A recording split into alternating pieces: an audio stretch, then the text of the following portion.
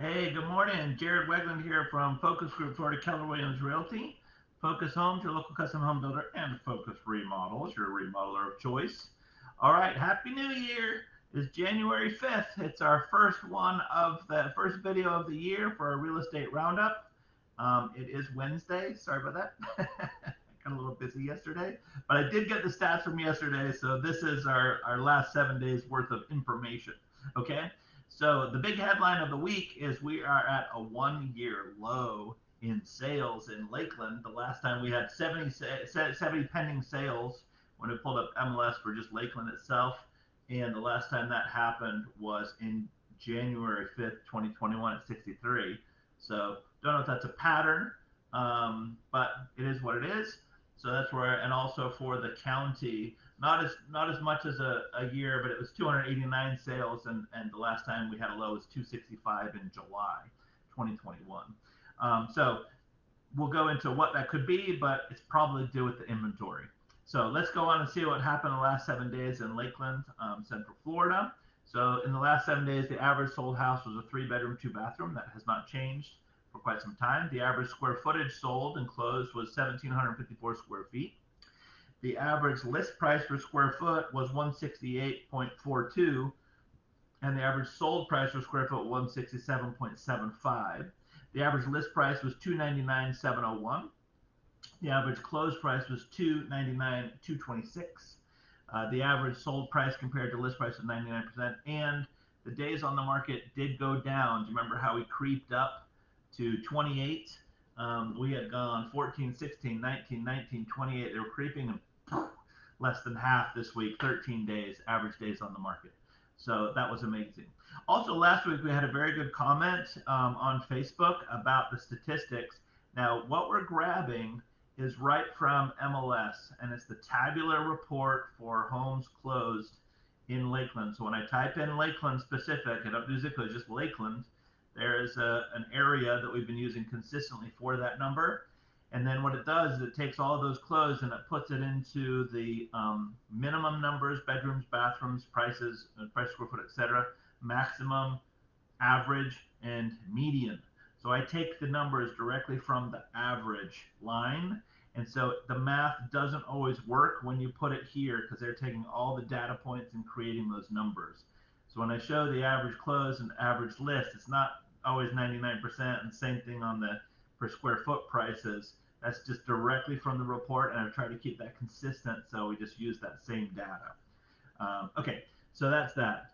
This week, our inventory for Lakeland went up just a tick, 5%, and our Polk County inventory actually went down just under 1%. So not a whole lot of change in pending versus new listings. It's still below 100. That means we're still sinking into the hole of less and less and less homes to purchase. So we definitely need people. If you are considering selling your home, you're cashing out your equity and doing something different, please give us a call. People are desperate to buy homes, and the rentals are so expensive at the moment that people really can buy something for less than the rent. All right, so by zip code, we have a couple things. As usual, my data's over here. So in 33815, we had a disastrous week for listings. We had new contracts, but no new listings to replenish them. So 33815, if you know anybody there, desperate need of homes to sell. 33803 was not as horrible, but it was just over 26%. So about 1 in 4 of the homes that went under contract, only one home was put back on market. So let me say that again. For every 4 homes that were put under contract pending, only one home was listed to replace them.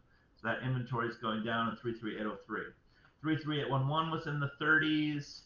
05 was in the 50s. 10 was in the 60s. We had 3301 in the 80s, and then a couple were 100 or more, 3309 and 33812. So we either had equal amount of pending and listings or more listings than pendings, which is great. It is going to take us ages to get back to equilibrium. So I will love to see those numbers climb. All right, so we already talked a little bit about days on the market. We were at a high of 28, with there'd only been one other occasion last year. Let me take a look. So between March and December, there was only 2 times that it got closed, 27, 28, 29 days. So not very many weeks. But then this week it did come tumbling down to 13 average days on the market. So that should give you some indicator of what's going on. And I knew it wouldn't last long. The pending sales we talked about, they're low. We had 70 for Lakeland, 289 for Polk. We talked about how those were generally lows. The cancellations and things were not crazy. We did have 8 expired listings, which is more than we've had since we started tracking that particular metrics in September. Only 1 withdrawn and 1 canceled. And then it's first of the month, so we're not going to have December numbers yet. So the latest numbers we have for our inventory supply, housing supply, is that we have 0.7 months of supply. We need 6 months for equilibrium, same amount of sellers as buyers. And we have 21 days of housing supply. We need 180 days. So what does that mean? We have 12% of the homes needed. So we have 12% of the buyers. If there's 12 homes for sale, there's 100 buyers for those. That means we have an 88% shortage. So values should continue to go up, just simple supply and demand. No other thing. It's not a bubble, it's true. We have more people who want the product than there's product available. So if you're in a position to refi, let us know. We've got some referrals for you. If you want to do a home swap where you go and buy your next house first and then sell your current house, you don't have to worry about showings. You can actually get money to fix up your old house if you want to. You never have 2 mortgage payments. It's an amazing program. We also have our cash offers. If you just want to get out of town, we've got cash offers available. And for our buyers, we have our complimentary buyer service where we can help you, whether it's to buy a new home in a community, a custom home, or on the resale market. All right, so that's what's going on in real estate this past week. I hope you had an amazing New Year activities, and we did see you between Christmas and New Year. So we've got First Friday this week, which I'm very excited about. We're celebrating 3 Kings. So we do have a bunch of treats and goodies. Our weather is amazing in Florida, so we got some outdoor, like camping style stuff for our giveaway. So hop on by the Purple booth. We're across from Harry's on the corner of Munn Park and Main Street. So you can't miss us. You'll see the big purple car. We would love to see you have an amazing week, and we hope you absolutely have a phenomenal 2022. It's the year of the tiger. That is the year of my birth also. So I think it's going to be absolutely fabulous. All right, I'll talk to you later. Have a great one. Bye. Jared signing off. Bye-bye now. Bye.